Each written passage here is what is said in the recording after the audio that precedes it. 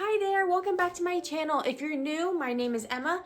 I'm a low-income mom to 2 boys, and I live in a 900 square foot home. On my channel, I'm making small changes to learn how to manage my home better, organize my home better, and make my home a little bit more peaceful. So if you're on the same journey, you're in the right place. Don't forget to subscribe and follow along for this wild ride.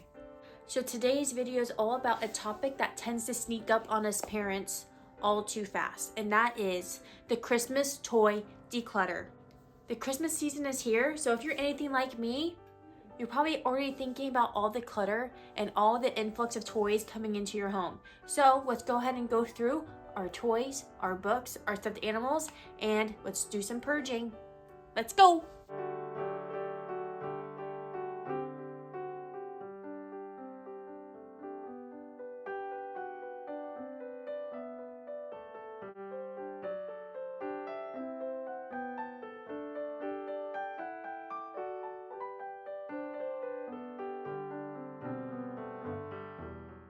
Did you know that the average American child has 70 toys but only plays with about 12 of them on a regular basis? I have 2 kids. 70 plus 70, that's 140 toys in my small 900 square foot home. That's a lot of clutter, and I'm tired of the overwhelm. We've all been there. The toys are trying to pile up, the walls of our home start to close in, and suddenly there's no room to move. But let's be honest, it's not just about making room for new toys, it's about giving the old ones a new purpose. A lot of families rely on secondhand stores and thrift shops to supply their families with a good Christmas. This is why I want to declutter and get rid of the toys before Christmas comes, to hopefully give it to a family in need.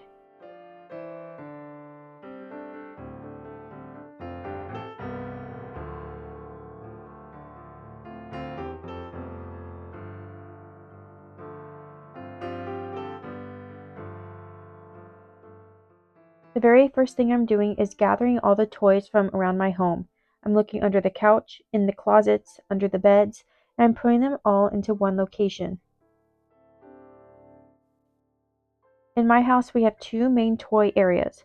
One is downstairs in a little TV stand, and one is upstairs in their bedroom. We also have a stored toys area up high in their closet for their toy rotations. By no means am I a professional at decluttering, but hopefully seeing my process and seeing how I do things will encourage you to declutter your kids' toys as well. Go ahead and start getting up off your feet and getting it done with me.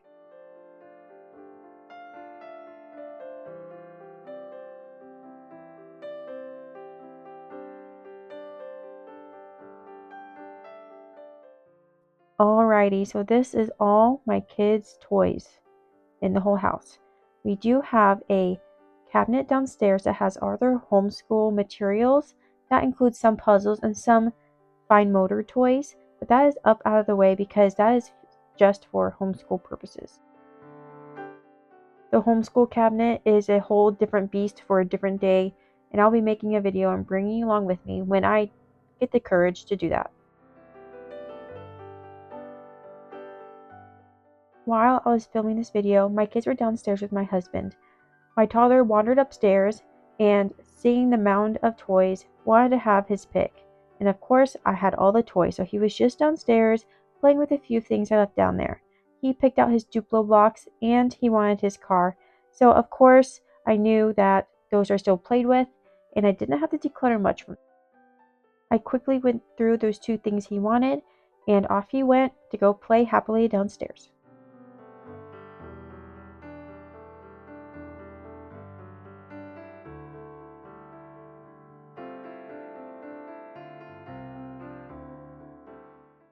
Once you have everything in one place, it's time to start categorizing. Separate toys by type: dolls, action figures, puzzles, baby toys, board games, and so on. This helps you see what you have and identify if there's any duplicates. It's pretty common to find 2 of the same toy in different locations. Luckily for me, I decluttered toys during my nesting period before I had my second child, so things are still sorted pretty well.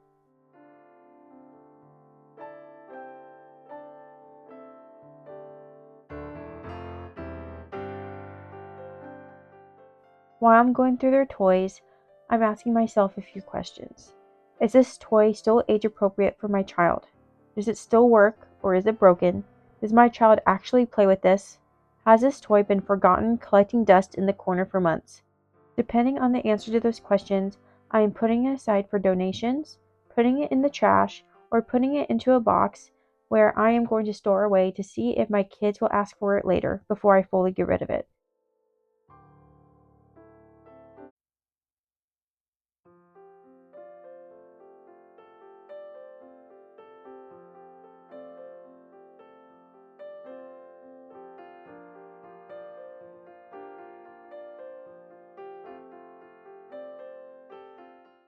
Did you know that over 3 billion toys are sold each year in the US alone? That's a lot of stuff, and that's a lot of overconsumption. That's a lot of toys that could end up getting forgotten in a corner or worse, buried under a pile of other toys. While you're decluttering, try not to hold on to the guilt of getting rid of toys that were given to your child from a family member or a loved friend. If it isn't serving your family and is just collecting dust and clutter, it can serve another child somewhere else so much better.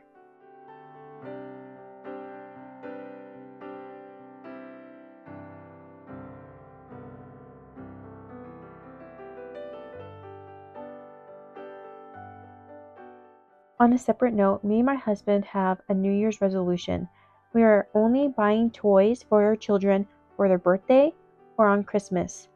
Too many times we have gone to the grocery store or out and about, and we just want to get our kids a little treat, a little car, a little toy, and it really adds up money wise and it adds up in our home. So this year we are cutting that out and we are only buying toys for them on their birthday or at Christmas.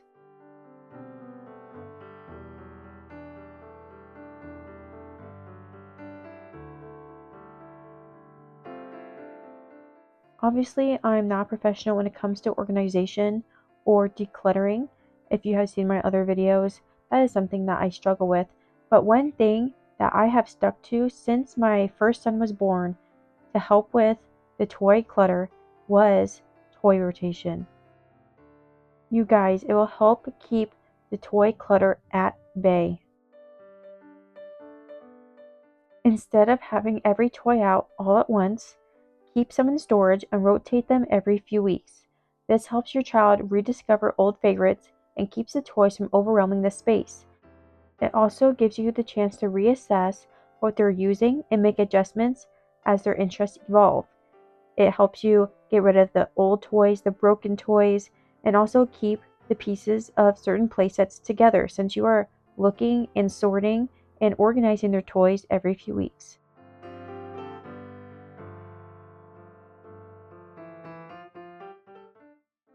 We keep the toy rotation up out of the way in their closet.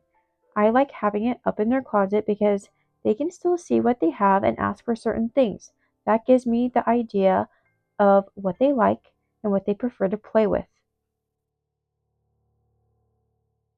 Before their closet, I put it in a cabinet with a baby lock on it. This didn't allow them to see what was inside, and I don't recommend that way because what they don't see, they don't know they have, so they don't know what to ask for, and that doesn't help you figure out what they like and what they don't like to play with.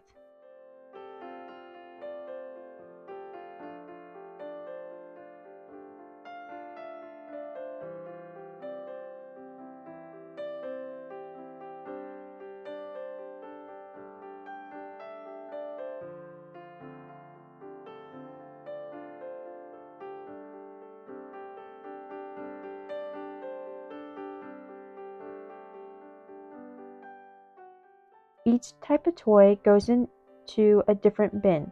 So animals go in one, magnet tiles go in another, Legos go in another, and so on and so on.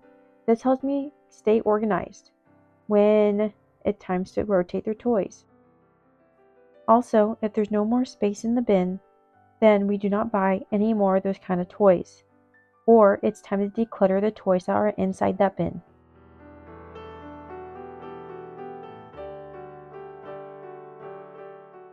Just a quick question. What do you guys use for dress up clothes?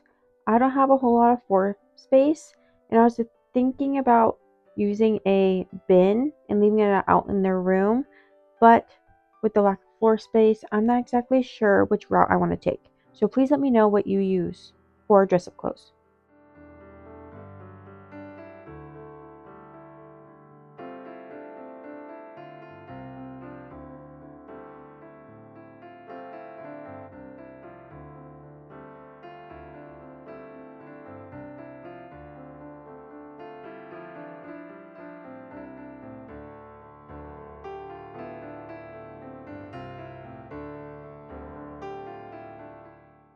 My goal is to continue to minimize the variety of toys that my kids have and increase the number of the selected few categories that they enjoy.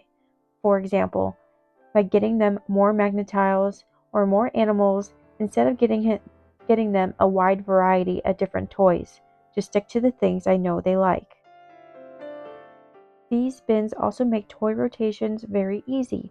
My son gets to choose 2 bins for upstairs and 2 bins for downstairs. I try to put one open-ended toy like the animal figurines, the people, and then one building toy in each location. He also gets 1 to 2 trucks that he gets to choose in each location as well.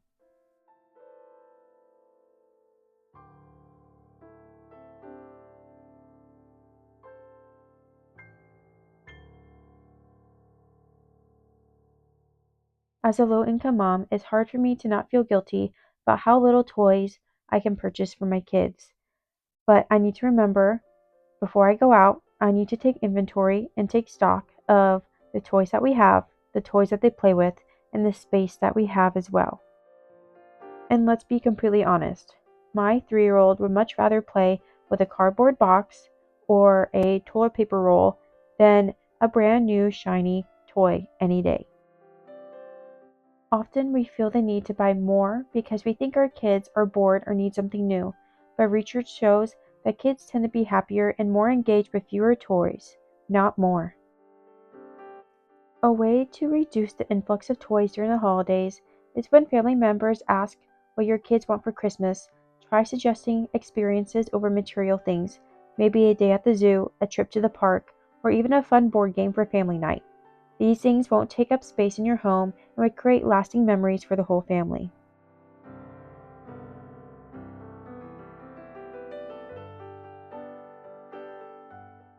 Decluttering is an ongoing process. Once you've done the big holiday cleanup, set a routine to regularly look at the toys in your home.